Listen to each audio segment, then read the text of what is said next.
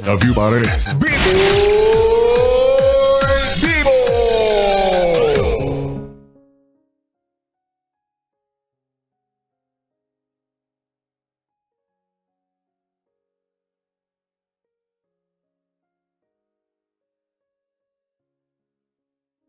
Bibi, ito na ang sulat na dapat ay mapakinggan mo. Kasi malay mo, para sa'yo pala to.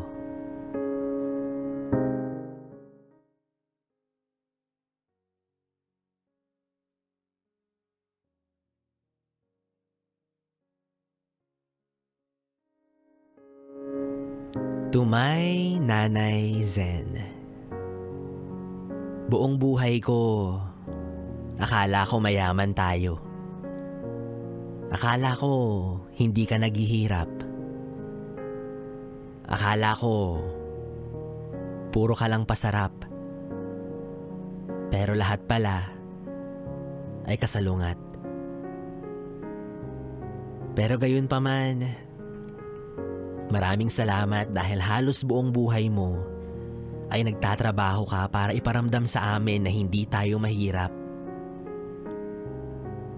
Naaalala ko pa.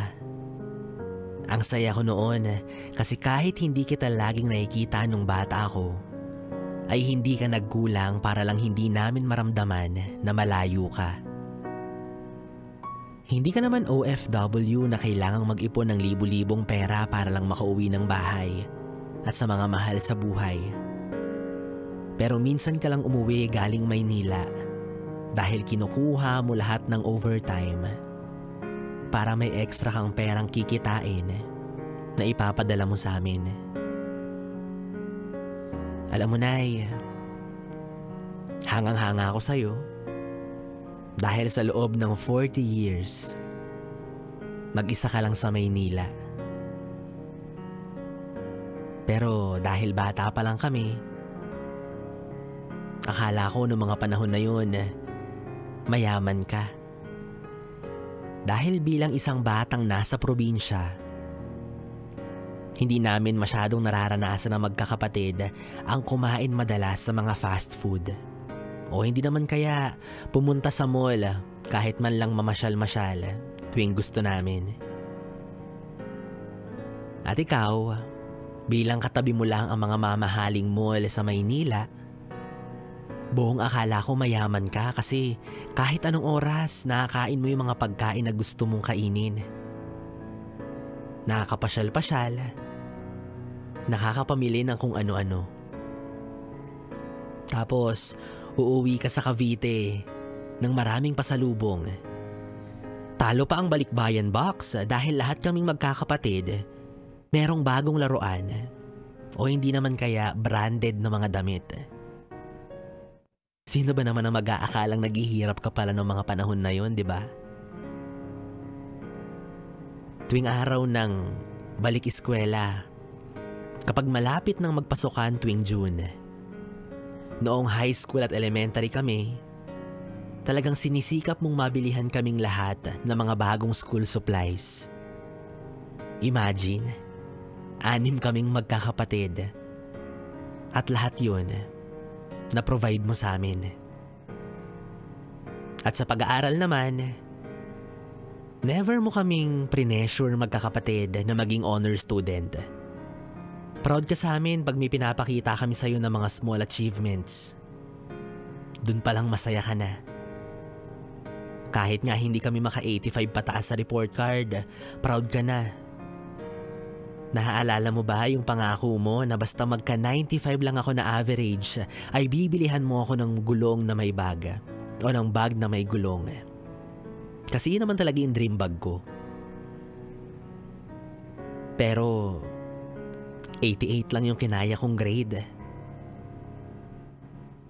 Pero dahil isa kang mapagmahal na ina, hindi mo ako binigo.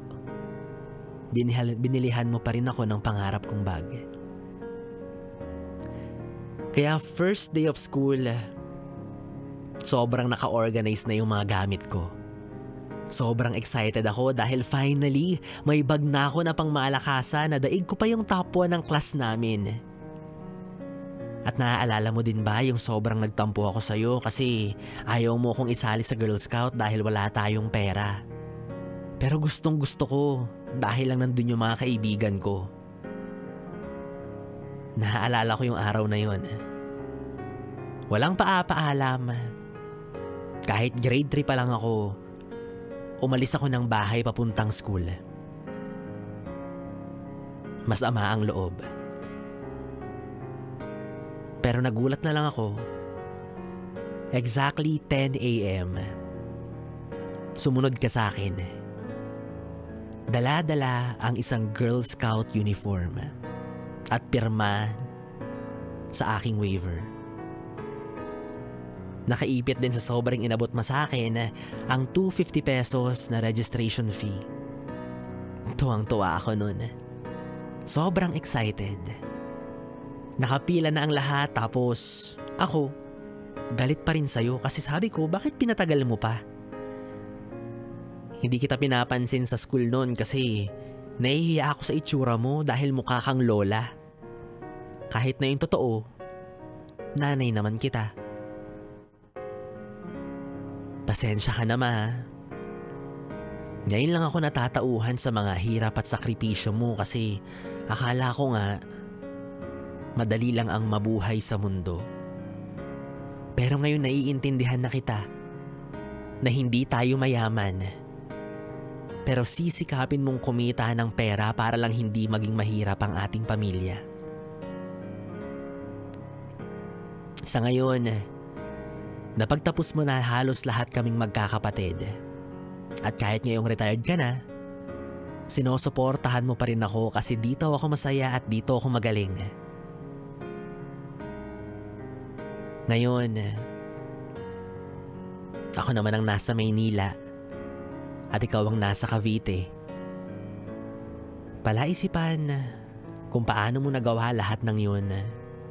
Lalo na't financially, never namin na-experience na magipit at mabili lahat ng gusto naming branded na gamit or gamit.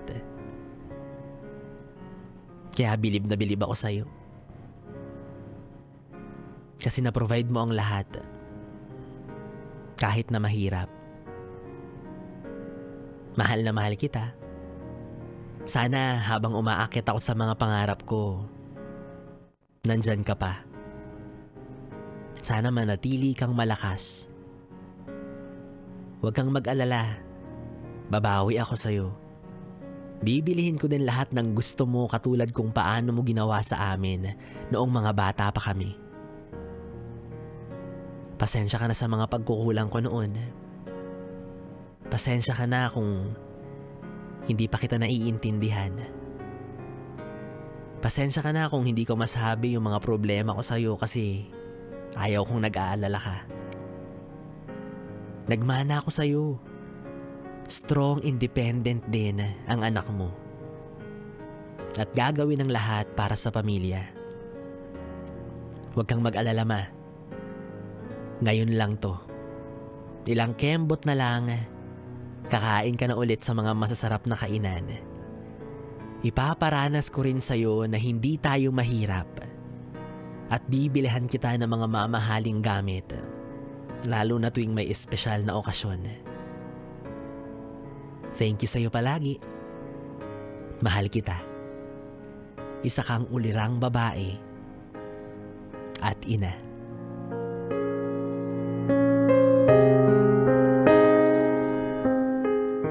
Yes, it's me, Russell.